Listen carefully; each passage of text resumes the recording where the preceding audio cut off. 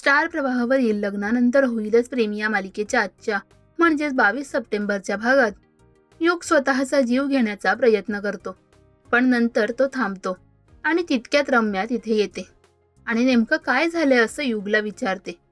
तेव्हा युग रम्याला सगळं सांगणार इतक्यात नंदिनी तिथे येते आणि युगला तिथून घेऊन जाते।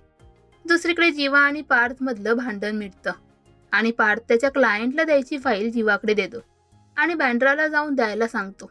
नंतर जीवा त्याच्या कामासाठी निघतो। तितक्यात नंदिनी तिथे येते आणि जीवाला दही साखर खायला देते, तर जीवा नंदिनीच्या पाया पडून तिथून निघून जातो। दुसरीकडे मानिनी काव्याची बॉटल घेऊन तिच्याकडे जाते आणि तिच्याशी बोलण्याचा प्रयत्न करते आणि तुझी परीक्षा संपली की एकदा तुझ्या मित्रमैत्रिणींना घरी बोलव असं सांगते। तर माझे आधीपासूनच फक्त 2 मित्र आहेत असं म्हणून ती जीवाचं नाव घेता घेता थांबते आणि मी माझ्या एका मित्राला आता भेटत नाही असं म्हणून तिथून निघून जाते। तर दुसरीकडे वसुंधरा रम्याला युगची रूम चेक करायला सांगते। तिकडे काव्य अनिशाची वाट बघत असते, तेव्हाच तिकडे जीवा सुद्धा येतो।